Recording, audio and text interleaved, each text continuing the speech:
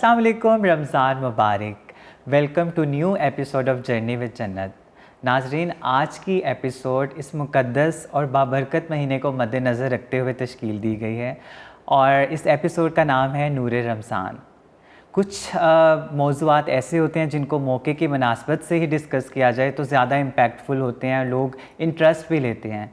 तो हमने ये सोच के आज के एपिसोड को ऑर्गेनाइज़ किया और आज के जो स्पेशल गेस्ट हैं वो बड़ी दूर से ट्रैवल करके आए हैं और हमारे बहुत से सवालात के आज जवाबात मिलने वाले हैं। तो नाज़रीन, ये बाबरकत महीना बहुत से टॉपिक्स पर एम्फसाइज़ करता है, जिस तरह टॉलरेंस, एक्सेप्टेंस, गिविंग का फैक्टर है। तो आज हम इन सब पे डिस्कस करेंगे और सबसे इम्पॉर्टेंट जब कम्युनिटी से रिलेटेड एक्सेप्टेंस की बात आती है। आज हमारे साथ मौजूद हैं बहुत ही ख़ास मेहमान जो कि एक मजहबी स्कॉलर हैं और इसके अलावा ह्यूमन राइट एक्टिविस्ट और बहुत सारी कम्युनिटी बेस्ड ऑर्गेनाइजेशंस के साथ भी काम कर चुके हैं और बहुत दूर से आए हैं हमारे लिए स्पेशली नूर रमज़ान के एपिसोड के लिए।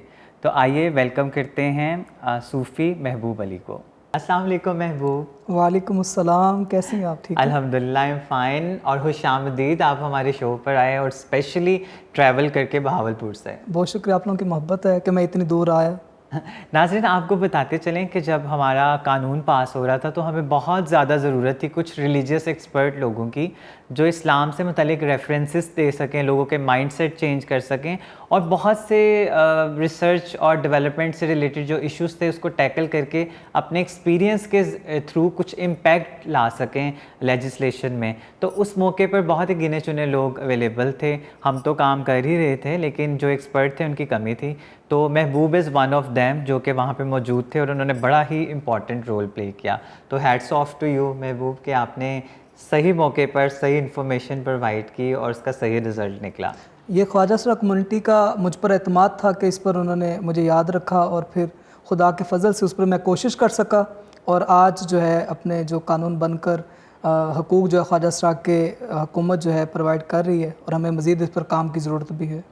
आज हम आपसे बहुत सारे सवालात पूछेंगे और ना कि सिर्फ मुझे खुद को एक सेंसिटाइजेशन का मौका मिलेगा बल्कि जितनी भी हमारी कम्युनिटी और सोसाइटी जिनको बहुत सारी चीज़ों का नहीं पता, बहुत सारी मालूमात से आगाह नहीं हैं, तो वो भी जानेंगे आज। मेरी कोशिश होगी कि कुरान और सुन्नत के मुताबिक जो है सही मानों में जो इल्म होगा और उसको रेफरेंस के साथ आप लोगों के सामने सवालात के जवाबात रखे जाएं ताकि जो हमारे जहनों में खलश बाकी है तीसरी जिन्स के हवाले से, ख्वाजा सा कम्युनिटी अफराद के हवाले से, ताकि वो क्लैरिफाई हो सके। बहुत ज़रूरी है। लेकिन उससे पहले हम आपके बारे में भी कुछ जानना चाहते हैं। उसके लिए हमारा सेगमेंट है मेरी कहानी मेरी ज़ुबानी। तो आइए चलते हैं अपने फर्स्ट सेगमेंट की तरफ, मेरी कहानी मेरी ज़ुबानी।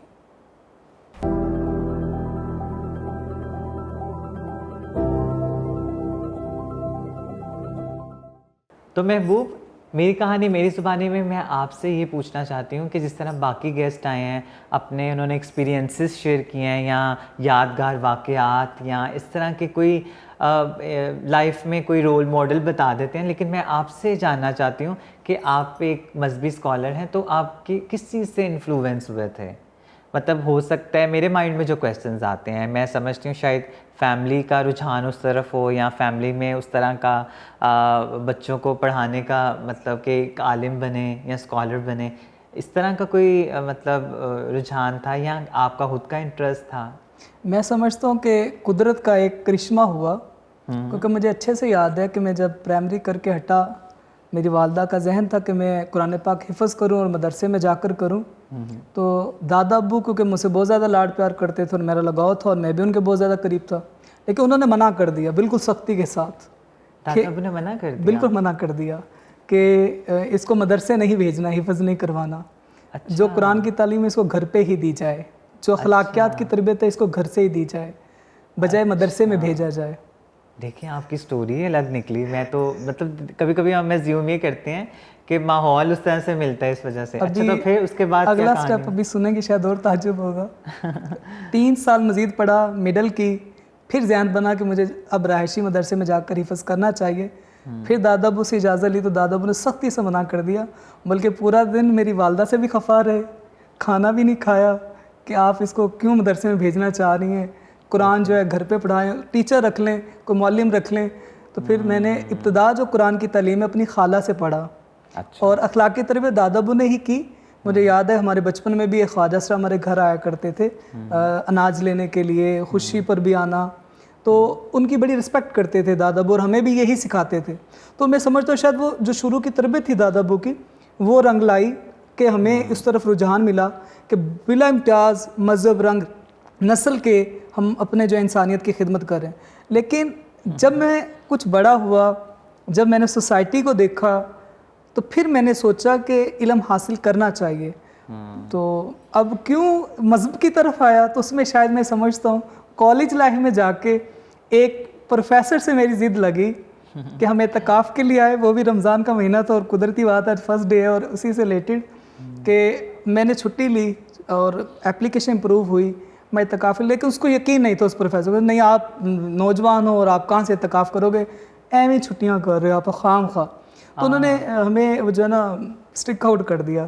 میں نے پھر اپنے جرمانہ بھرا اور دوبارہ داخلہ لیا, پھر اس نے دوسری دفعہ پھر اسی طرح اسٹک آؤٹ کہ تم لوگ نہیں. اور میری ضد تھی کہ میں نے ایجوکیشن بیک پہ کر کے میں نے سیلف اسٹڈی کرنی ہے. میں نے مذہبی حوالے سے بھی, سائنسی حوالے سے بھی, ہسٹری سے حوالے, قرآن سے لے کر سیکسولوجی تک مجھے سب پڑھنا ہے. سیلف اسٹڈی, مجھے لائبریریاں کھنگالنی پڑتی تھیں, میں بہت ساری لائبریریز آپ اپنے آپ کا بکس کے ساتھ ایک خاص رشتہ ہے. آپ کو کیا لگتا ہے کہ بکس کی اور یہ جو اس طرح کی ریسرچرز کی زندگی میں آپ کی کیا اہمیت ہے؟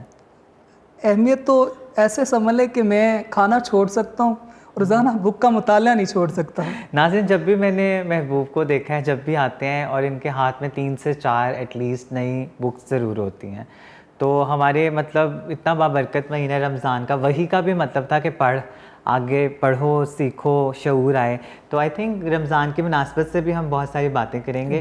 لیکن جاتے جاتے اس سیگمنٹ سے میں آؤٹ ہونے سے پہلے آپ سے ایک اور بات پوچھنا چاہوں گی کہ فیملی کا کیا رول اب کیا مطلب ان کا ایٹیٹیوڈ ہے. چلیں پہلے تو آپ کو ذرا ریزسٹنس تھی جو کہ میں نے ایکسپیکٹ نہیں کی تھی, لیکن اب جب آپ ماشاءاللہ ایک اسکالر کے طور پر سامنے آئے تو اب کیا ان کا رویہ آپ کے ساتھ؟ جنت آپ مجھ سے بہتر سمجھتی ہیں.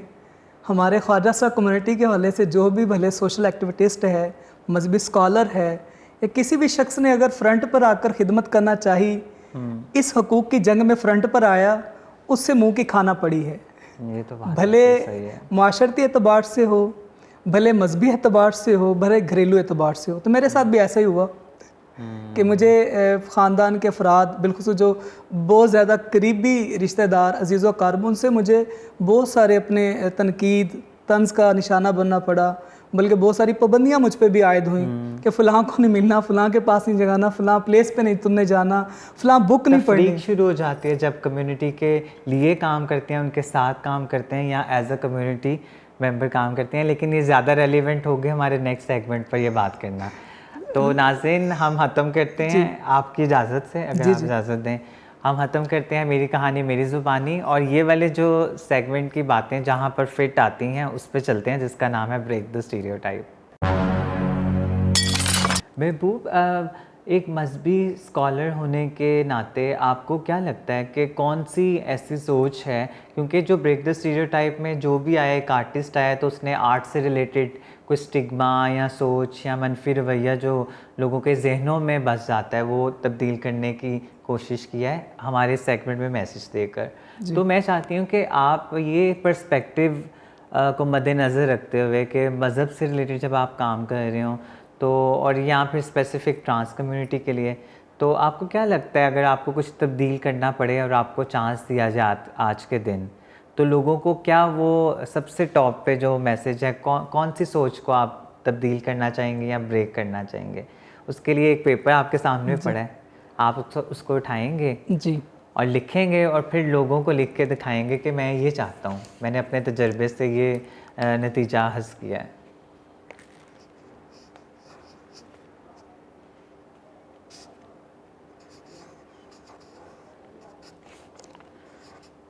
ناظرین, محبوب کی ہینڈ رائٹنگ بہت پیاری ہے, مجھے کمپلیمنٹ کرنا چاہیے. آج تک کے جتنے بھی گیسٹ آئے, آئی تھنک سب سے خوبصورت رائٹنگ محبوب کی ہے. شکریہ. . . . . . . . . . . . . . . . . . . . . . . . . . . . . . . . . . . . . . . . . . . . . . . . . . . . . . .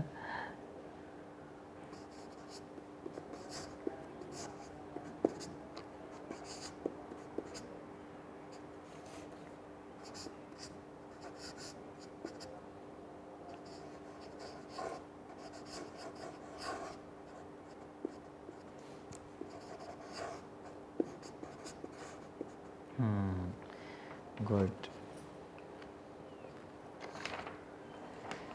तो बल्कि महबूब आप खुद ही दिखाएं, ये आपका मैसेज है. कुछ उलमा का तासुब ख्वाजा सा अफराद के इल्मी और तहकीक का जो रवैया है, इस हवाले से मुझे ये पैगाम लिखना पड़ा, ताकि हमारे उलमा कराम को चाहिए कि ख्वाजा सा अफराद के हवाले से भी इनके जदीद मसाइल पर इल्मी तहकीक करनी चाहिए और उस पर भी कुतुब और रसायल लिखने चाहिए. इस पर भी मीडिया पर प्रोग्राम्स करने चाहिए. जुमा के खुतबा में दीगर जो इज्तिमात और महफिल सजती हैं उसमें भी लोगों को जो है मोटिवेट करना चाहिए, ताकि आम आवाम भी समझ सके कि हमारा मज़हब जो है तीसरी जिन्स को एक इज़्ज़त और एहतराम की निगाह से देखता है और उनके भी मसाइल जो है शरीयत ने वाज़ेह और खोल कर बयान किए हैं. बहुत ही स्ट्रॉन्ग मैसेज. तो ये गलत चीज़ है कि मनफी तासुब, नहीं तासुब होता ही मनफी है, ठीक है, तो ये नहीं होना चाहिए. नहीं होना चाहिए. और फिर उनके रवैये इससे जो जन्म लेते हैं, ठीक है, तो इस चीज़ को आप ब्रेक कर दें, ये चीज़ ख़त्म होनी चाहिए. तो नाज़रीन, यही ख़त्म होता है हमारा सेगमेंट ब्रेक द स्टीरियोटाइप. और नाज़रीन, ये भी बताती चलूँ कि ये चूँकि नूरे रमज़ान एपिसोड है, इसमें हम चास्की टाइम और फ़न टाइम को हमने एलिमिनेट किया, क्योंकि आज बहुत ही संजीदा और सेंसिटिव टॉपिक है, जिसमें हम लोगों को ना कि अवेयरनेस देंगे बल्कि उनको रमज़ान की भी बरक़ात के मतलब भी बयान करेंगे. तो आज के मौके की मुनासबत से हमने कुछ तब्दीली की अपने सेगमेंट्स में. तो आइए चलते हैं तफसील की तरफ, जिसमें बहुत से सवालात हैं जो आप लोगों ने भी पूछे हैं और हमें बहुत से मौक़ों पर भी वो सवाल किए जाते हैं जिनका आज हम आपको आंसर देंगे और महबूब के थ्रू. ठीक है महबूब जी, अली? मैं हाजिर हूँ. महबूब, मैं ये पूछना चाहती हूँ कि चूँकि ये महीना बहुत बाबरकत महीना है, रहमतों का महीना है और मग़फ़िरत का महीना है, बहुत सारे लोगों से मिस्टेक हो जाती हैं और आई थिंक कम्युनिटी को लेके भी बहुत ज़्यादा गलतियाँ हो जाती हैं और जो सलूक किया जाता है, मनफी रवैया, वो भी सुधारने का वक्त है.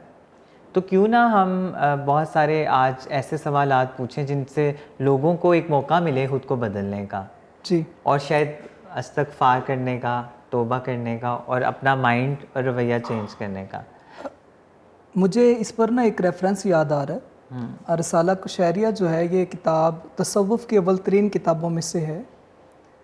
2 अशख़ास जो हैं वो हरम काबा की दहलीज़ पर बैठे हुए थे.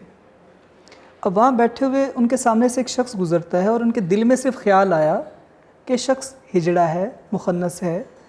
और उसके बाद वो एक बुज़ुर्ग की बारगाह में पहुँचे तो अपने अंदर जो है अजीब सी फीलिंग, एहसासात पा रहे थे जिससे उनको बेचैनी हो. तो उन्होंने उनसे सवाल किया, हमें समझ नहीं आ रही कि हमारी कैफियत बहुत तब्दील है कि हम बेचैन से हुए हैं. उन्होंने कहा, तुमने क्या किया? कहते हम हरम काबा की दहलीज़ पर मौजूद थे कि एक शख्स गुज़रता और हमारे दिल में ख्याल आया कि ये हिजड़ा है और उसके बाद से हम बेचैन हैं और हम जबकि हरम शरीफ के अंदर ज़ोहर की नमाज़ अदा करके आ रहे हैं. उन बुज़ुर्गों ने उन्हें कहा कि जाओ नमाज दोबारा से लौटाओ. और फिर उन्होंने कहा हम तो रोज़े से हैं. उन्होंने कहा जाओ रोज़े की भी क़ज़ा अदा करो. जन्नत, इस पर गौर करो कि नमाज रोज़ा की नूरानियत ही चली गई कि सिर्फ एक दिल में हकारत से हिजड़े का ख्याल लाने से. और सबसे पहले एक इंसान है. फिर उसके अलावा हमारे यहाँ देखें, रमज़ान शरीफ जो है ये रवादारी और सब्र और मोहब्बत, तहम्मुल और ये सारी चीज़ों का हमें एक, बल्कि हकीकी तौर पर अगर हम देखें तो सिर्फ भूखा रहने का नाम रोज़ा नहीं है, बल्कि सारे अज़ा को बुराइयों से बचाना और अखलाकी अपना रवैया ज़ाहिर करना, इसका नाम है रोज़ा. बिल्कुल, ताकि रूहानियत का इजहार हो सके. लेकिन हमारे यहाँ मामले कुछ और है.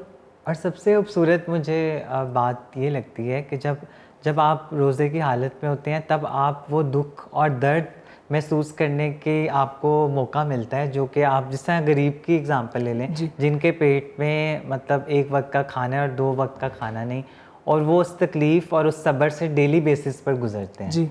लेकिन हम एक स्पेसिफ़िक 1 महीने पर के लिए वो प्रैक्टिस करते हैं और वो भी हमें कितना तकलीफ़ दे लगता है. तो अल्लाह ताला ने शायद हर एक मतलब महीने की हर एक मतलब इस तरह के हमारे जो अरकान हैं اسلام کے، ان میں کوئی نہ کوئی میسج چھپا ہے. تو یہ کتنا امپورٹنٹ میسج ہے کہ آپ دوسرے کی درد تکلیف کو سمجھ سکیں. جی مجھے جنت ایک جو گزرا واقعہ سابقہ رمضان بھی اور مجھ تک پہنچا، میں ایک ظاہری معاشرے کی بے حسی وہ بھی سامنے رکھتا ہوں، اور پھر تاریخ میں گزرا لوگوں کے اس مس بیہیو پر جو ہے خدا نے کیا اجر دیا، دونوں ریفرنس کے حوالے سے عرض کرنے کی کوشش کرتا ہوں. لاسٹ ٹائم مجھے رمضان میں جو ہے ملا میسج کہ محبوب بھائی آپ اس پر بتائیں، لوگوں کو شعور دیکھیں، ہماری معاشرے کی بے حسی دیکھیں کہ ہمارے خواجہ سرا افراد جو ہیں بدھائی لینے گئے ہیں، تو ظاہر رمضان شریف کا مہینہ تھا اور وہ روزے سے تھے باقاعدہ، اور ظاہر ہے کہ خواجہ سرا کمیونٹی کے لوگ بھی روزہ کے پابند ہوتے ہیں، حج و عمرہ کرتے ہیں، زکوٰۃ دیتے ہیں، مساجد کی مدارس کی تعمیرات کرتے ہیں، بہت سارے نیک اعمال ہیں جن میں یہ فرنٹ پر ہو کر رہے ہوتے ہیں. تو اسی طرح وہ بھی روزے سے تھے، اب واپس پلٹ رہے ہیں. تو اس وقت یہ ہوا کہ افطاری کا ٹائم ہو گیا. اب جب ہوا تو انہوں نے ایک دروازے پہ دستک دی اور دستک دے کر پانی طلب کیا کہ ہمیں پانی دے دیں، ہم نے روزہ افطار کرنا ہے. تو ان گھر والوں نے پانی تو دیا، جب انہوں نے افطار کیا پانی کا گلاس واپس دینے کے لیے کہ ظاہر مالک مکان کا ہے تو اسے واپس کر دیں، تو جب دروازے پہ دستک دی تو اندر سے آنے والے گھر کے فرد نے کہا کہ اب یہ گلاس ہم استعمال نہیں کر سکتے. اتنی معاشرے کی بیسی کہ اب آپ لوگ خواجہ سرا کہ آپ اسے ساتھ لے جائیں، ہمارے استعمال کے قابل نہیں رہا. اب اسی کو اگر ہم سامنے رکھتے ہیں تو مجھے وہ بہت اپنے جو ہے عبد الوہاب شرانی رحمۃ اللہ علیہ نے اس واقعے کو نقل کیا ہے اپنی کتاب میں. تو وہ ایک اسی طرح مخنث تھا جس سے لوگ نفرت کرتے تھے. اب جب وہ مر گیا تو اب وہ جو جنازہ جب آ رہا ہے تو اس پہ 3 افراد، 3 مردوں نے میت کو اٹھایا اور ایک عورت نے، اور کوئی ہے ہی نہیں جنازے کے لیے. اب جب وہ میت کو لے کے آ رہے ہیں تو اپنے دیکھا بزرگ نے کہ یہ کیا کہ میت ہے اور کوئی اور بھی لوگ نہیں، اور ایک 4 پائی کی طرف سے جو کندھا ہے وہ عورت نے دیا ہوا. تو پاس جاتے ہیں تو اس سے اپنے کندھا دیتے پوچھتے ہیں کہ اپنے کیا معاملہ ہے. تو اس نے کہا میں اس کی ماں ہوں، میرا بیٹا مخنث تھا، لوگ اس سے نفرت کرتے تھے، حقارت سے جانتے تھے، اس لیے مرا تو کوئی اس کے جنازے کے لیے نہیں آیا. تو جب انہوں نے دفنا کر دعا فاتحہ کرنے بعد واپس پلٹ آئے تو رات کو اسی بزرگ کے خواب میں وہ نوجوان آیا کہ باغ کے اندر ہے جنت کے، اور اپنے 14ویں چاند کی طرح اس کا چہرہ چمک رہا ہے. اور ہم پوچھا مجھے پہچانا تم نے؟ نے کہا میں نے نہیں پہچانا، تم کون ہو؟ کہ میں وہی مخنث نوجوان ہوں جس کو آج تم لوگوں نے دفنایا ہے. لوگوں نے مجھے حقیر جانا لیکن میرے رب نے فضل کیا اور مجھے بخش دیا. سبحان اللہ. تو جنت دیکھیں کہ لوگوں کا رویہ کیا، لیکن اس رویے پر صبر کرنے کی وجہ سے چھوٹی چھوٹی سی نشانی خدا نے اپنا فضل کیا. بے شک بے شک. تو ہمیں بھی اس تعصب کو پرے دل سے نکال کر اپنے آپ کو صبر و تحمل کا ایک عملی طور پر پیکر بنانا چاہیے، اور اس مہینے سے سیکھ کر.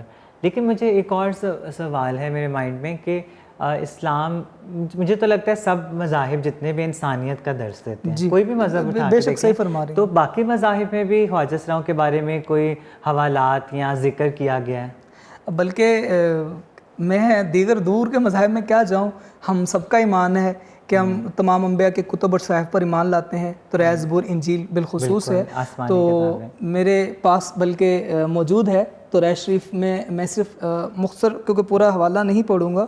اچھا آپ لے کے بھی ہیں؟ جی میں لے کر آیا ہوں ساتھ تاکہ آسانی رہے.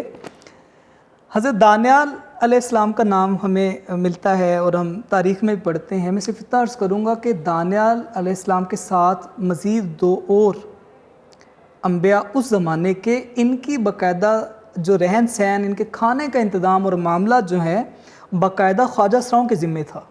اچھا. اب انبیاء علیہ السلام کے کھانے کا، رہنے کا، ان کے لباس کا، ان کے تمام معاملات کا، ان کے اپنے دیگر اخلاقی تربیات اور دیگر معاملات خواجہ سراؤں کے ذمے تھے.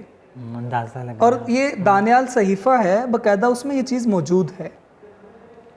پھر اگر ہم آتے ہیں انجیل شریف کی طرف تو انجیل شریف کی جو ہے باقاعدہ اس میں پراپر باقاعدہ جنس کی کیٹیگری لکھی گئی ہے. اچھا. باقاعدہ اس میں تو واضح بیان کر دیا. آپ تھوڑا سا بتائیں گے؟ جی میں پڑھ کے بتاتا ہوں. اپنے متی کی انجیل باب 19 ہے، آیت نمبر 12 ہے. اس میں لکھا کہ بعض خوجے ایسے ہیں جو اپنی ماں کے پیٹ سے ایسے پیدا ہوتے ہیں، اور بعض ایسے ہیں جن کو لوگ بناتے ہیں، اور بعض ایسے ہیں جو خدا کے آسمان کی بادشاہی کے تخت کے لیے اپنے آپ کو ایسا بناتے ہیں.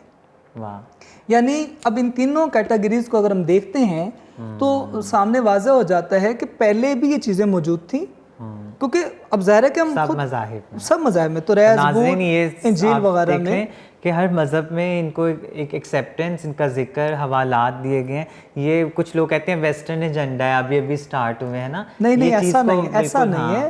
ابھی تو میں نے اصل میں ہندو یا بدھ مذہب کی کتب کا یا ان کی نہیں بات کی کہ کیونکہ اسلامی جمہوریہ پاکستان ہے اور ہمارا فوری کنسیپٹ جاتا ہے کہ جی ہم جو ہے اپنے کتب اسلام کو دیکھیں جو ملت ابراہیمی سے جڑی ہوئی ہیں. میں نے ابھی وہ ریفرنس کوڈ کیے ہیں. اس وقت توریہ زبور انجیل کی تقریباً 39 سے زائد آیات کے اندر خواجہ صاحب کا ذکر ہے، 39 سے زائد آیات میں.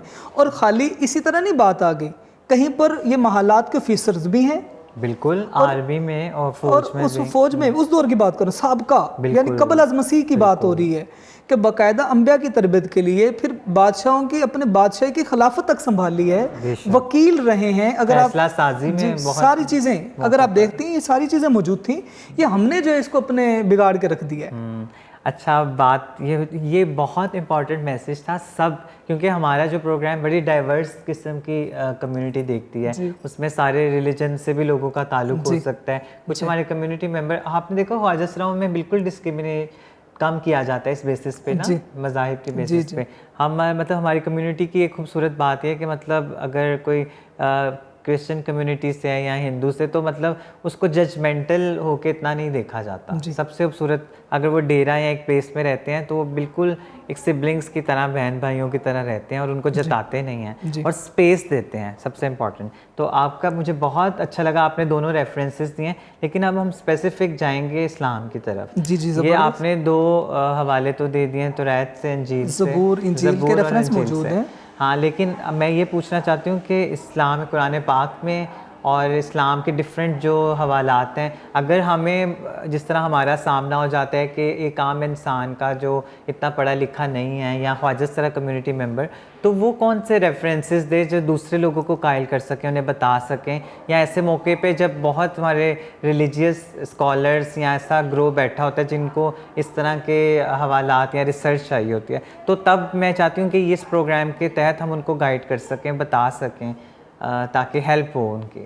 میں صرف ایک ہی جامع آیت، ایک ہی جامع مفسر کی تفسیر عرض کرتا ہوں جس نے اتنے سخت الفاظ استعمال کیے ہیں. آپ کو بھی سن کے شاید تعجب ہوگا فرسٹ ٹائم، اور ناظرین کو بھی ہوگا، کہ سورہ شورى کے آیت نمبر 49-50 جو ہے، جی بالکل، اور یہ اکثر ہمارے علماء کرام بیان کرتے ہیں، لیکن بیان کرتے ہوئے کہتے ہیں کہ یہ جی فکس انبیاء علیہ الصلوۃ والسلام کے لیے ہے، کہ انبیاء کے لیے نازل ہوئی تھی کہ جی بعض انبیاء کے بیٹے ہی تھے، بعض کے بیٹیاں تھیں، بعض کو خدا نے بیٹے اور بیٹیاں دیں، بعض کو بالکل اولاد نہیں دی، یہ ان کے لیے ہے. جبکہ امام بغوی اور امام قرطبی علیہ الرحمہ یہ دونوں مفسر مستند مفسرین میں سے ہیں، انہوں نے واضح لکھا کہ یہ اسپیشل انبیاء علیہ السلام کے لیے آیات نہیں ہیں، بلکہ خاص ہونے کی بجائے عام ہے، قیامت تک کے لیے تمام لوگوں کے لیے نازل ہوئی ہیں. ایک تو یہ بات میں کلیئر کر دوں. دوسری بات ہم آتے ہیں آپ کے سوال کی طرف کہ آیا کہ اب ہم اگر تیسری جنس کی حیثیت سے، خواجہ سرا افراد کی حیثیت سے، خنثی ہونے کی حیثیت سے ہم کیسے لوگوں کو مطمئن کریں. تو امام قرطبی علیہ الرحمہ نے بہت جامع انداز میں لکھ دیا اس آیت کی تفسیر میں، اگر کوئی شخص خنثی کے بارے میں کہے، تیسری جنس کے بارے میں کہ قرآن خاموش ہے، تو وہ شخص کی عقل کا فطور ہے، اس کی فصاحت و بلاغت کا فطور ہے. وہ قرآن کی جو گہرائی ہے، اس کے مطالعہ ہے، اس حوالے سے اس کی دوری ہے. وہ قرآن کے اصل میں جو عرب کی لغت ہے اس کی گہرائی تک وہ پہنچ ہی نہیں سکا. قرآن خاموش ہے ہی نہیں ہے اس بارے میں. بالکل واضح یہ انہوں نے اتنے سٹک الفاظ استعمال کر. اگر ہم امام قرطبی کے الفاظ پڑھتے ہیں جو کہ اپنے شورى کی جو آیت نمبر 49-50 اور سورہ نمبر 42 آیت نمبر 49، سورہ شورى کی 49-50 آیت 49 اور 50 نمبر 49 and 50 ہے، اور سورہ نمبر 42 ہے. اور اپنے جو اس کے آیت جو تفسیر ہے اس کا والیوم نمبر 8 یعنی والیوم 8 ہے، اس کے اندر باقاعدہ یہ واضح لکھا ہے. جب ہم یہ چیز دیکھتے ہیں کتنے بڑے مفسر نے واضح کہتے ہیں کہ قرآن سے ناشنا ہے. پھر اگر ہم تفسیرات احمدیہ دیکھتے ہیں اپنے ملا علی جیون علیہ الرحمہ کی جو فقہی اصولوں پر لکھی ہے، اس میں پردے کے احکام آپ پڑھیں، اب دیگر معاملات پڑھیں تو آپ کو خنسا کا بھی ذکر ملے گا, آپ کو اس میں مجبوب کا بھی ذکر ملے گا, وہاں آپ کو نامرد کا بھی ملے گا, وہاں پوری وضاحت کی خواجہ سرا لفظ ملے گا کہ پردے کے کام میں کیا ہے. اگر ذکر نہ ہوتا قرآن میں, اگر احکامات میں نہ ہوتا تو اتنے بڑے بڑے مفسرین یہ احکامات نہ بیان کرتے.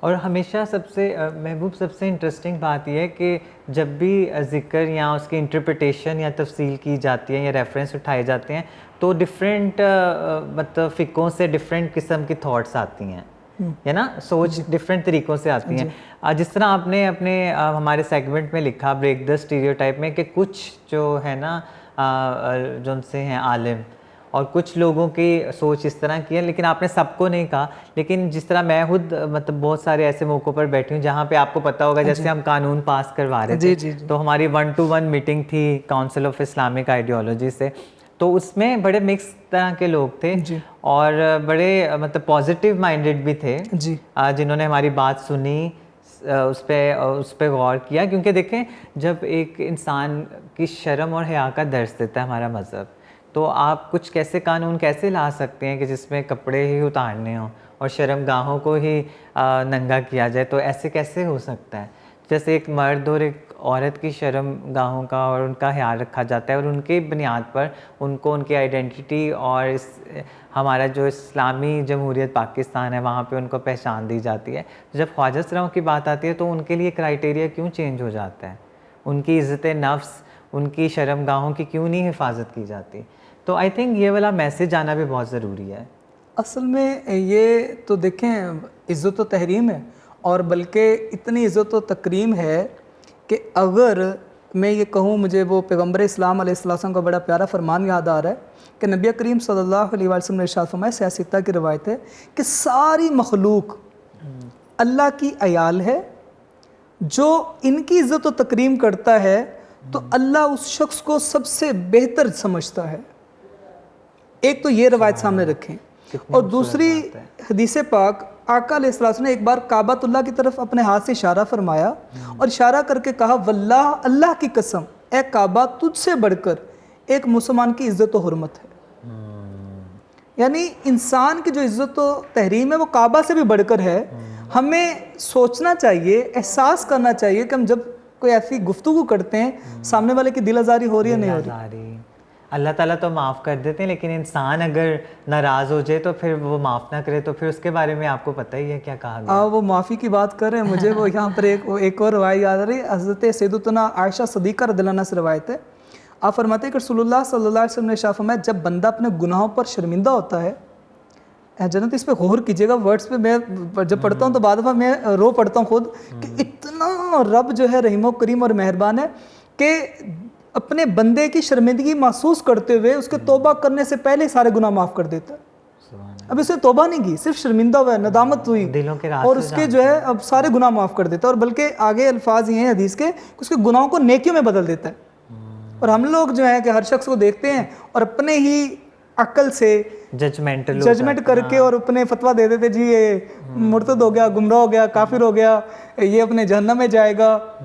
مجھے تو یہاں وہ بات یاد آ رہی ہے, ایک اسکالر کیسے اتنی بڑی باتیں کہہ لیتے ہیں اور نعوذ باللہ خدا کیسے بن سکتے ہیں کہ آپ پورا فیصلہ اس کی آخرت کے بارے میں اور اتنے ججمنٹل ہونا کتنا مطلب.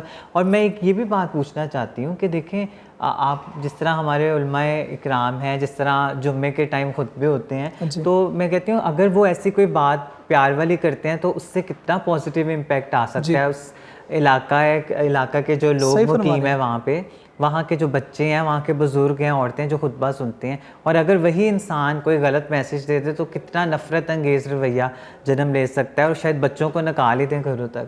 تو اب الفاظوں کا چناؤ اور ٹھیک ریفرنس اور پیار اور محبت اور تفریح ختم کرنے والا میسیج کتنا امپورٹنٹ ہے.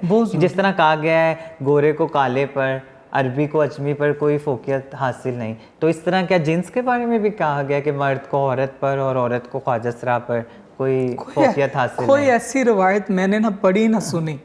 لیکن مجھے یہاں پر لیکن پھر رویوں میں کیوں نظر آتی ہے, مجھے کس کو پھر فالو کرتے ہیں؟ دیکھیں یہ اپنی انا, اپنے جو ہے اگر وہ کہ میں یہ کہوں کہ مذہبی کارڈ کا استعمال کرنا کہ اگر اپنی چوائس, اپنی پرسنل پریفرنس کہ میں اس چیز کو ترجیح, ظاہر ہے میرے مریدین چلے جائیں گے, میرے فالوور چلے جائیں گے, لوگ مجھے سننا چھوڑ دیں گے, میں لوگوں کے مزاج کے مطابق چل رہا ہوں, میں اسلام کے مزاج پر نہیں پورا اترا, جبکہ حالانکہ اسلام فطرت ہے اور فطرت تو محبت ہے. تو اس کو بیچنا تو نہیں چاہیے. تو پھر تو آپ انسانیت کو بیچ رہے ہیں, کمیونٹی جو کہ پہلے سے دبی ہوئی ہے, ولنریبل ہے, اور جس کے ماں باپ نے اس کو اپنے سینے سے لگانے کو تیار, تو آپ لوگ اس کارڈ کے لیے ان کو کیا یوز کر کے کریں گے؟ اصل میں اس دور میں جدید مسائل میں اگر دیکھیں, خواجہ صاحب کمیونٹی جہاں دیگر مظلوم طبقے ہیں وہ پائے جا رہے ہیں, تو ہمارے پاکستان جمہوریہ اسلامی کنٹری ہونے کی بنا پر یہاں یہی کوشش کی جاتی ہے کہ چلیں جی اپنا فیم حاصل کرنا ہے, ہم ایک نمایاں جو ہے اپنی کارکردگی نظر آئے, ہمارے فلوئر بڑھے, ہم ایسے ہی ٹاپک پر. اب جیسا کہ ایک اسکالر نے واضح لفظوں سے کہا, میں اب اس کا نام نہیں لوں گا, اس نے واضح کہا کہ جی تیسری جنس یا خواجہ سرا ان کو زندہ آگ میں جلا دیں. نعوذ باللہ. اب جب کہ پیغمبر اسلام علیہ السلام کا فرمان ہے کہ اللہ نے آگ کا عذاب یا آگ کی سزا دینے سے منع کیا, کہ جب پیغمبر اسلام علیہ السلام نے کفار کو بھی جلانے سے منع کر دیا ہے, جن سے جنگ ہو رہی ہے ان کی لاشوں کا مثلا کرنے سے, ان کے اعضاء کاٹنے سے منع کر دی ہے.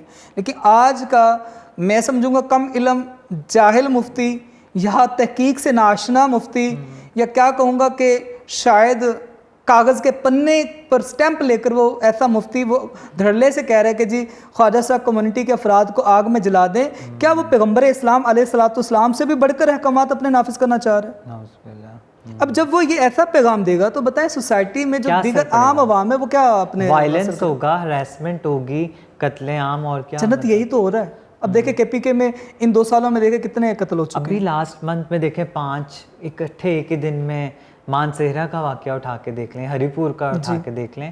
مطلب اس طرح کا تو جانوروں کے ساتھ بھی سلوک نہیں کیا جاتا کہ ان کے پیسز کر کے مطلب ان کو لے کے جایا جائے بیگ میں ڈال کے. تو اللہ تعالیٰ جس طرح ہمیں اس مہینے کے ذریعے صبر کی تلقین دیتا ہے, رواداری کی اور عدم برداشت کی تلقین دیتا ہے, تو آئی تھنک اس کا نظر بھی آنا چاہیے, اس کا امپلیمنٹیشن نہ ہو تو پھر کیا فائدہ ہے. چلیں احساس پر ہی بات کر رہے ہیں, تو مجھے وہی خواجہ سرا ہی کمیونٹی کا ہی باقاعدہ میں اسی سے ریلیٹڈ کیونکہ چل رہا ہوں تو ریفرنس بھی اسی سے ریلیٹڈ دے دوں. بطور سزا یہ بعض دفعہ علماء کرام بیان کر دیتے کہ جی دیکھا خواجہ سراؤں کو آقا علیہ السلام نے اپنے شہر بدر کیا, وطن بدر کیا. ہاں, یہ اس طرح کے واقعات کہاں سے آتے ہیں؟ انکار نہیں ہے. تو کیا دیگر صحابہ کرام کو سزائیں نہیں دی گئیں جنہوں نے غلطیاں کی, جن سے خطائیں سزائیں تو ان کو بھی دی گئیں؟ لیکن اچھی مثالیں بھی تو بہت زیادہ, خانہ کعبہ میں دیکھیں. لیکن میں اسی سے ریلیٹڈ آتا ہوں, بطور سزا دے دی گئی, لیکن اب سزا دی گئی تو اس پر اتنا تشدد یا ظلم نہیں کیا گیا. مجھے اچھے طریقے سے یاد ہے, میں وہی حدیث پاک آپ لوگوں کو بھی کوٹ کرنا چاہ رہا تھا, کہ جب دیکھا گیا کہ وہ شخص اب اجناس وغیرہ یا بھوک سے کس طرح اپنا وہ گزارا کرے, تو اس کو باقاعدہ ازواج محترات نے سفارش کی آقا علیہ السلام کی بارگاہ میں کہ یا رسول اللہ صلی اللہ علیہ وسلم بھوکا مر جائے گا, امداد کریں, آپ اسے اجازت دیں. وہ خود آئے یہاں شہر میں, اپنا اجناس لے, دیگر چیزیں لے ضروریات کی, اور پھر بھلا چلا جائے اپنے گھر. اور وہ باقاعدہ ہر جمعے آیا کرتا, اور پھر دوبارہ سفارش کی گئی کہ ایک ہفتے میں ایک دن میں کیا ہوتا ہے, پھر اس کو 2 دن آنے کی اجازت کا کہا گیا. اسی طریقے سے آقا علیہ السلام کا زمانہ گزرا, صدیق اکبر ابو بکر صدیق کا زمانہ گزرا, پھر عمر فاروق کا زمانہ آیا, پھر بھی یہی سفارش کی گئی دوسرے خواجہ صاحب کے بارے میں, اور باقاعدہ انہوں کو اجازت دی گئی کہ وہ آتے تھے اور اپنے اجناس وغیرہ لے کے جاتے تھے. لیکن آج کل کے کچھ اس طرح کی ویڈیوز آتی ہیں تو ان کو سپورٹ کرنے کے بجائے ان کو پکڑ کے جیلوں میں ڈالتے ہیں, اور مطلب یہی لوگ جو خود کے انٹرنیشنل فقیر ہیں اور بڑے بڑے کشکول لے کے ویسٹ میں جاتے ہیں اور ان سے امداد لیتے ہیں, لیکن اپنے کمیونٹی کے لیے اگر خود سے مدد دے دیں تو کیا مزہ آ جائے کہ وہ آپ کو بھیک مانگتے ہوئے بھی نہ نظر آئیں, یا ان کو اچھے روزگار عزت والے مواقع فراہم کر دیں تو شاید یہ ختم ہو جائے.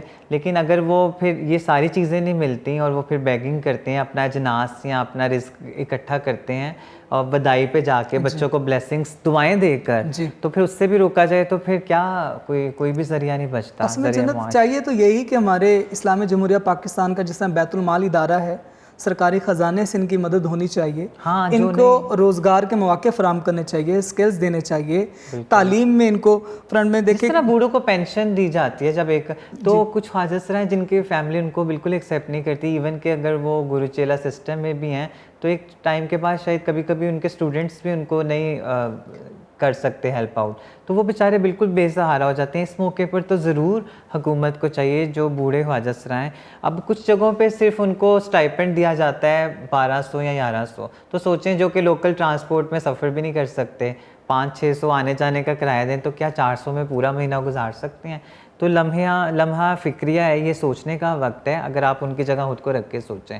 آپ مجھے یہ بتائیں کہ یہ جو ہراسمنٹ کے بارے میں کیا کہا گیا ہے مذہب میں, جو ورک پلیسز پہ یا فیملی ایکسیپٹ نہیں کرتی, اکثر فیملی ہراس کر دیتی ہے, یا اس طرح کے ورک پلیسز اگر وہ پڑھ لکھ کے چھپ کے اپنی آئیڈینٹی کسی جگہ کام کرنے جاتے ہیں, وہاں ان کو جنسی تشدد کا نشانہ بنایا جاتا ہے, اور بہت ساری جگہوں پہ تو ریپ ہی نہیں کنسیڈر کیا جاتا, جو کہ بہت معمولی سی بات سمجھی جاتی ہے. پھر جو قانون کے رکھوالے ہیں وہی قانون توڑ دیتے ہیں جب وہ مدد لینے کے لیے جاتے ہیں.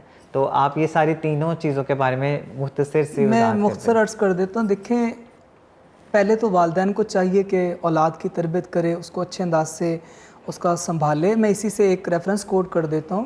امام قرطبی علیہ الرحمہ نے جہاں وراثت کے احکام بیان کیے ہیں تو وہاں لکھا ہے اس چیز کا کہ آقا علیہ الصلوۃ والسلام کی بارگاہ میں ایک انصاری اپنے بچے کو لاتا ہے پوچھنے کے لیے کہ آیا کہ اس کی وراثت کے احکامات کیا ہوں گے. اس کا مطلب یہ کہ کچھ انصاری صحابی کو جو ہے یہ احساس تھا کہ میرا بچہ بڑا ہوگا تو اس کے بھی وراثت کے احکام ہوں گے اور معاملات ہوں گے, تو وہ آقا علیہ الصلوۃ والسلام کی بارگاہ میں پہنچا. تو والدین کو چاہیے کہ وہ جہاں دیگر اپنے افراد کو جو بچے ہیں ان کو اگر تعلیم دیتے ہیں, وہ اپنے اس جو اسپیشل پرسن ہے اس کو بھی وہی ویلیو اہمیت دی جائے تاکہ بہتر انداز سے اس کی اخلاقی تربیت بھی ہو, تعلیمی تربیت بھی ہو, اس کو سکلز دیا جائے تاکہ بہتر کاروبار وہ کر سکے, بہتر ہنر سکھایا جائے, اس کو بھی وہی اہمیت دیں جو دیگر ہم اپنے بچہ بچی کو دیتے ہیں کہ یہ بھی انہی کی اولاد ہے. اب یہ پرایا تو ہے نہیں. ہم دیکھیں اگر معاشرے میں دیکھیں بعض ایسے والدین جو معذور بچوں کی بھی خدمت کر رہے ہوتے ہیں, معذور بچوں کو سنبھالتے ہیں, لیکن بعض ایسے والدین بے حص ہیں کہ تیسری جنس کا پتہ چلتے اتنے وہ اپنے ہوتے ہیں, گلٹی فیل کرتے ہیں کہ جی یہ تو ہماری ناک کٹوائے گا. اور وہ اچھا, لوگوں کو وہ ماں باپ اگر اسلامک ریفرنس دینا چاہیں اپنے بچوں کے بارے میں, فار ایگزامپل آپ کے نیبر یا سوسائٹی والے ان کا کبھی کبھی برین واش کر دیتے ہیں کہ وہ سارا پریشر اپنی اولاد پہ نکال دیتے ہیں, تو ان کو آپ کیا ایڈوائز کرنا چاہیں گے ریلیجیسلی, وہ کیسے ان کو جواب دیں یا ہینڈل کریں؟ دیکھیں کچھ ایسے ٹھوس باتیں بتائیں جو کہ آج کے پیرنٹس اگر سن رہے ہیں, بہن بھائی سن رہے ہیں, تو اپنے دوستوں کو, اپنے محلے داروں کو یا ٹرانسفوبک ریلیٹیوز کو گائیڈ کر سکیں. دیکھیں آقا علیہ الصلوۃ والسلام کی تعلیمات, صحابہ کرام کی یا فقہاء کرام کے اگر ہم تعلیمات دیکھتے ہیں تو اولاد کا سب سے پہلے حق والدین پر یہ ہے جب وہ پیدا ہو تو اس کا اچھا نام رکھا جائے, اور اس کی لڑکا یا لڑکی یا جنس کے اعتبار سے نہیں بلکہ ان کو ایک ہی طرح سمجھتے ہوئے, ایک ہی جنس سمجھتے ہوئے ان کی خدمت, ان کے معاملات, ان کا رہن سہن سارے ہو. پھر اسی طرح تعلیم و تربیت کے احکامات ہیں, اخلاقی تربیت ہے, اس کو برابر یہ والدین پر حق ہے. اور اس کے اپنے یہاں تک کہ شادی, وراثت, یہاں تک حکم ہے کہ والدین کسی ایک بچے کو زائد تحفہ نہیں دے سکتا, سب کو برابر دے گا. نہیں, یہ تو ہو گیا, آپ نے بتا دیا, لیکن میں یہ چاہ رہی ہوں کہ اگر اس طرح کے مطلب اگر ایک خواجہ سرا بچہ سامنے نہیں بیٹھا لیکن اس کے جو اس کی ایبسنس میں اس کا کوئی نیبر یا کوئی ایسا ریلیٹیو آ جاتا ہے جو کہ ان کے مائنڈ کو اس کے اگینسٹ کر رہا ہے کہ اس کو چینج کرو, اس کو نکال دو, یہ غلط ہے, تو ایسے لوگوں کو کیا ہم مطلب میسج دے سکتے ہیں؟ یہ تو آپ نے بتا دیا, لیکن وہ کیا ریفرنس دیں کہ وہ ذرا اس چیز کے آؤٹ آف دا باکس سوچنا شروع کریں؟ دیکھیں جب ہم عام لوگوں کے حوالے سے بھی ایک ہی کلیہ ہے کہ آپ کسی کے آنے والا جو خبر دے رہا ہے اس پر قرآن کہہ رہا ہے کوئی شخص جب تم تک خبر لائے تو بغیر تحقیق کے اس پہ عمل نہ کیا جائے. قرآن کا حکم ہے یہ, کوئی بھی شخص لا رہا ہے اس پہ اس کی تحقیق کریں پہلے بجائے کہ اس کو بلیم کرنے کے, اور پھر اگر قصور نکلتا بھی ہے تو معافی کا حکم ہے, درگزر کا حکم ہے. اب یہ نہیں ہے کہ آپ اس پر برس پڑیں گے. اب تشدد بھی ہو جاتا ہے, کمروں میں بند کر دیتے ہیں, لوگوں سے رابطہ قطع کر دیتے ہیں, اسکول بھیجنے سے چھوڑ دیتے ہیں, فرینڈز آئے تو انہیں چھپا دیتے ہیں, بہت سارے. نہیں, ایسا نہیں کرنا چاہیے والدین کو, کیونکہ کانفیڈنس بھی تو بریک ہوتا ہے اور ذہنی صحت. جی بظاہر ہے کہ اس پر یہ ہوتا ہے کہ اکثر خواجہ صاحب خودکشیاں ہی اس وجہ سے کر رہے ہیں. پھر ہم کہتے ہیں جی حرام موت مر گیا, تو اس میں ظاہر ہے کہ ہمارے معاشرے کا, والدین کا ہی ہاتھ میں کہتا ہوں شامل ہے کہ وہ اس نوبت تک پہنچتا ہے. کتنی خوبصورت بات کی ہے. اچھا, اور مجھے جاتے جاتے یہ کچھ تھوڑے بہت سوال اب ہم پوچھ سکیں گے, اتنا انٹرسٹنگ ناظرین ایپیسوڈ چل رہا ہے اور مجھے نہیں پتا کہ میرے مائنڈ میں کہاں سے یہ انٹیوشن اور کویسچنز آ رہے ہیں, لیکن تھینک یو، آپ نے اس کو بہت ہی پریسائز کر کے آنسر کر رہے ہیں، جواب دے رہے ہیں.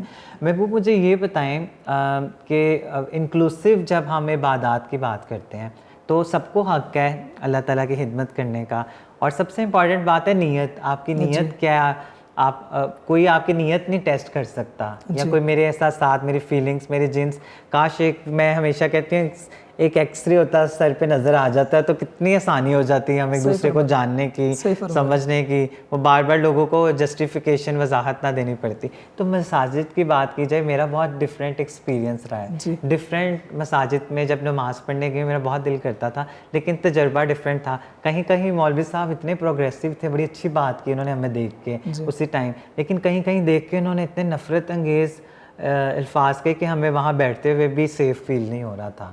تو مساجد میں اب جس طرح ہم خواجہ سرا اوڑھتے ہیں تو ہمارے لیے کیا بیسٹ ہے؟ کیونکہ کبھی کبھی مسجد میں کچھ سیف اسپیس نہیں ہوتی اکٹھے ہونا، کیونکہ ہم ایک عورت جیسا محسوس کرتے ہیں، ایک ہی صف میں کھڑے ہوتے ہوئے کبھی ہیزیٹنٹ بھی فیل ہوتا ہے.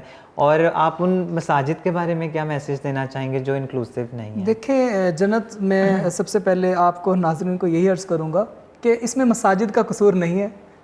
بالکل، میں تو یہ کہہ نہیں رہی، لیکن آپ میسیج ایسے جو لوگ وہاں پہ میں جواب دینا چاہ رہا ہوں، مساجد کا قصور نہیں ہے، علم سے دوری ہے.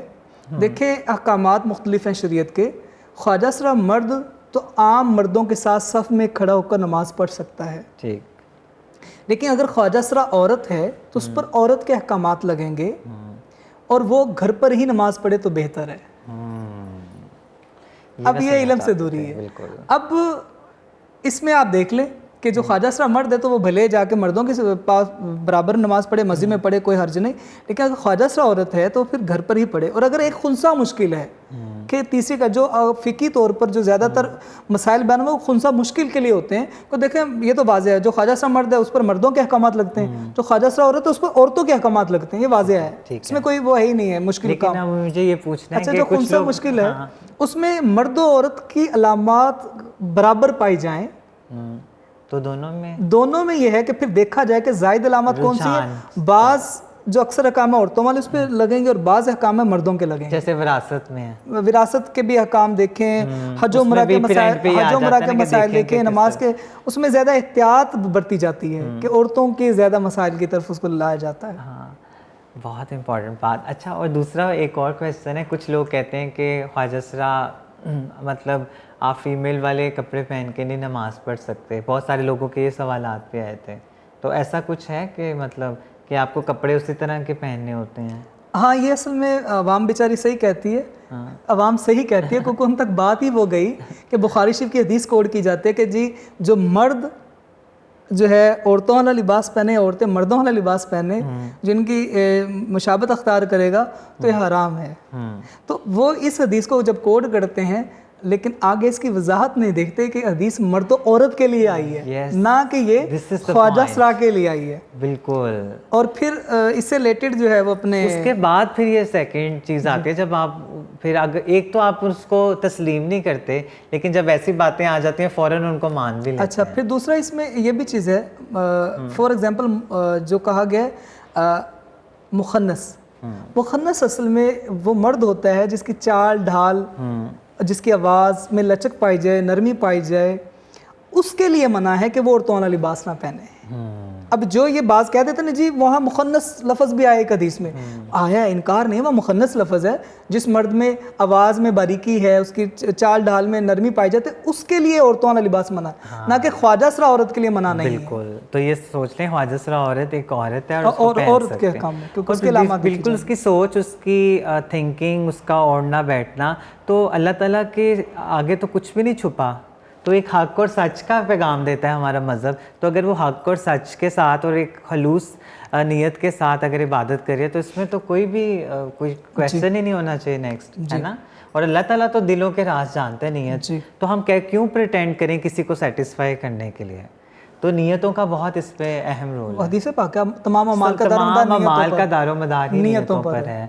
تو بہت زیادہ مجھے اچھا لگا، اور ہم آپ کو بلاتے رہیں گے اور بھی بہت سارے اسلامی ریلیٹڈ جو کویسچنس ہیں یا باقی مذاہب سے ہم آپ سے مشورہ کرتے رہیں گے، جانتے رہیں گے.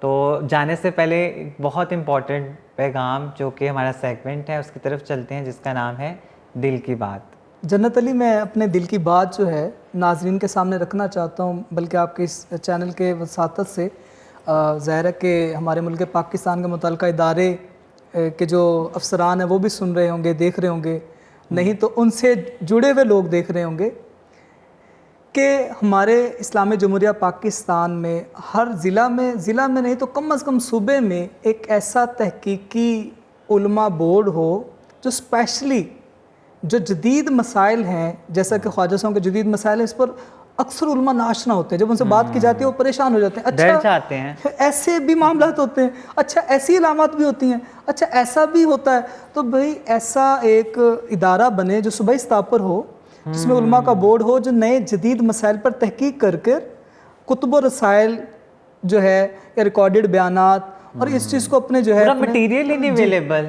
آئی تھنک کہ کسی بھی کامیاب ملک کی یہ نشانی ہے کہ ان کی تحقیق، ریسرچ اینڈ ڈیولپمنٹ بڑی اسٹرانگ ہوتی ہے۔ مجھے بھی یہی لگ رہا تھا جب ہم یہ سارا قانون سازی کے عمل میں شامل تھے، آپ کو پتہ ہی ہے میٹنگز میں ہماری ملاقات ہوتی تھی، تو یہی سب سے ویک پوائنٹ لگتا تھا کہ ریسرچ اینڈ ڈیولپمنٹ اور مٹیریل ڈیٹا یہ چیزیں اویلیبل نہیں۔ میں نے اس وقت بھی تحریری طور پر تو پیش کیا تھا صوبائی وزیر انسانی حقوق جو ہے اس وقت جو اس پر ڈرافٹ پر ہم سے میٹنگز کر رہے تھے، لیکن یہ کہ کوئی عمل درآمد نظر نہیں آیا، اس طرح سے نہیں نظر آیا، کیونکہ ہم سب لائبریریز، مجھے یاد ہے لمس جا رہے تھے، پتہ نہیں کون سی جگہ، آپ بھی ہمارے ساتھ شامل تھے، ہم سب مل کے ان کو کانسٹنٹ ای میلز بھی بھیجتے تھے۔ آپ جاتے جاتے جو دل کی بات آپ نے بتائی ہے، اس کے علاوہ ایک اور بات آپ بتائیں کہ جو ٹرانسجینڈر خود کو مطلب سمجھتے ہیں کہ اگر ہم خواجہ اسرا پیدا ہو گئے نفرت کرتے ہیں یا سمجھتے ہیں مذہب سے یہ دوری کی نشانی ہے یا اس طرح سے کنسیڈر کرتے ہیں۔ دیکھیں، میں تو خواجہ اسرا کمیونٹی کے افراد کو بھی ہاتھ جوڑ کے عرض کروں گا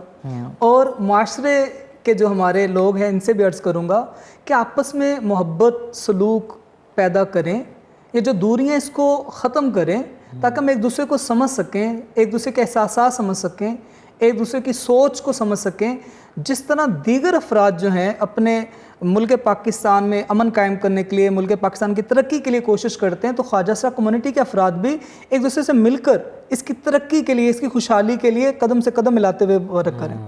زبردست، کتنی خوبصورت۔ تو خود سے نفرت نہیں کرنی چاہیے، نہیں، کسی سے بھی اس کا مقصد یہ نہیں کہ آپ کچھ لوگ کہتے ہیں یا تو مسلمان ہو سکتے ہیں یا خواجہ اسرا، تو اس معاملے میں پوچھ رہی تھی اصل میں۔ دیکھیں، خواجہ اسرا کمیونٹی میں تو مذہب کا کنسیپٹ اس طرح ہے ہی نہیں، بلکہ میں سمجھتا ہوں اگر کسی نے رواداری یا مذہبی جو اپنے ایک تعصب پایا جاتا ہے، اگر اس کو اگر دیکھنا ہو کہ یہ تعصب کہاں نہیں اور کہاں یہ امن پایا جاتا ہے ملک پاکستان میں، تو خواجہ اسرا کمیونٹی کے افراد میں آ کر دیکھ لے کہ کوئی مذہبی تعصب نہیں ہے اور کتنا دل میں درد ہے اور سینسٹیو کتنا، ایک دوسرے کی فکر ہوتی ہے، اور اتنی تکلیفوں کے باوجود اللہ تعالیٰ نے ان کو ہمت کتنی دی ہے۔ یہ ہمت کہاں سے آتی ہے؟ میرا آپ سے سوال ہے کہ یہ خدا کی رحمت ہے اور اتنا بابرکت مہینہ ہے، اس میں بھی رحمتیں نازل ہوتی ہیں، تو آپ یہ والی رحمت کیوں نہیں لاتے کہ آپ لوگوں کو ایک انسان ہی سمجھنا شروع کر دیں، نہ کہ ان کو آؤٹ آف دا وے جا کے یا ایکسکلوسیو چیزیں دیں جو ایک عام شہری کے لیے سوچتے ہیں، اس کے لیے ویسا ہی سوچنا شروع کر دیں۔ جی، تو یہ جاتے جاتے میری طرف سے بھی چھوٹا سا پیغام تھا، اور محبوب آپ کے لیے سویٹ میگنولیا نے ایک اسپیشل افطاری کرنے کے لیے، افطاری میں اور سحری میں بھی آپ اس کو یوز کر سکتے ہیں، دونوں میں، بہت شکریہ، اور یہ اسپیشلی آپ کے لیے گفٹ ہیمپر آیا سویٹ میگنولیا جو کہ اسپانسر ہیں، اور اس کے ساتھ ساتھ ہم اپنے باقی اسپانسرز جس طرح دفتر خان ہے، go green welfare society and wardrobe Kesariya, ان سب کے شکر گزار ہیں، اور ہماری ٹیم ٹریک ٹی کے اسپیشلی، اور ہمارے ویورز جو کہ ہمارے پروگرام کو کانسٹنٹ سپورٹ کرتے ہیں، نہ کہ صرف پاکستان میں، اراؤنڈ دا گلوب۔ اور تھوڑا سا معذرت کی کیونکہ کچھ ہم نے بریک لی تھی، بہت ساری چیزیں اور معاملات چل رہے تھے، لیکن اب ہم انشاءاللہ آپ کے ساتھ کانسٹنٹ اور کنسسٹنٹ رابطے میں رہیں گے۔ تو آپ سب کو بہت بہت رمضان مبارک ونس اگین، اور بہت ساری دعاؤں کے ساتھ اور بہت ساری نیک تمناؤں کے ساتھ، اور یہاں اجازت چاہیں گے میں اور محبوب علی، جی، تو انشاءاللہ ملیں گے نیکسٹ عید اسپیشل ایپیسوڈ میں۔ اللہ حافظ۔ اللہ حافظ۔